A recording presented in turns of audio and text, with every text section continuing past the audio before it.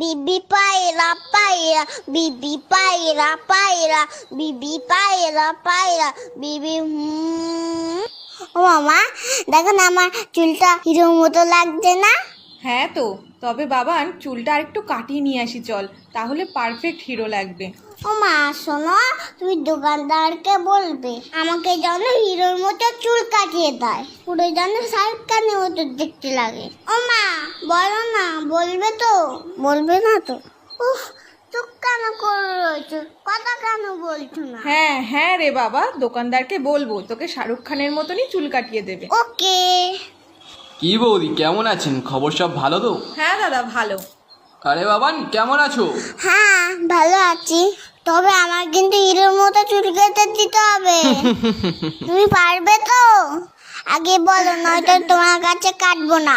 সব রকম কাটতে পারি আমি, তুমি এখানে এসে বসো। আমাকে একটু উঁচু করে দাও, আমি তো মুখটাই দেখতে পাচ্ছি না। হ্যাঁ তাই তো, তুমি নামো, আমি উঁচু করে দিচ্ছি। দেখো আমার জন্য সব চুল কেটে দিও না। আহ বাবা নড়ো না, কান টান কেটে যাবে কিন্তু। ও দাদা, একেবারে মুড়ো করে কেটে দেবেন। হ্যাঁ হ্যাঁ, বুঝেছি বুঝেছি। আমার চুলগুলো কোথায় গেল? ও বাবান, তুমি কাঁদছো কেন? তোমাকে তো রজনীকান্তের মতো লাগছে দেখতে। ওটা রশ্মি টশ্মি যায়নি না, আমার চুল আবার লাগিয়ে দাও, না হলে এখান থেকে আমি যাবো না। বাবান ওরকম করে না, নেমে এসো বলছি।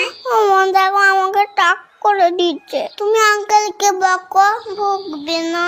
শোন, টাক হয়েছিস তো কি হয়েছে, ও আবার দুদিনে চুল গজিয়ে যাবে, তাছাড়া তো তোর হিরোর মতনই লাগছে। ঠিক আছে ঠিক আছে, টাক যখন হয়ে গেছি তাহলে চকলেট দাও। এই তো বাবান, ভালো ছেলে, বাহ বাহ। তুমি চুপ করো, তোমার দেখুন আর কখনো চুল কাটতে আসে না।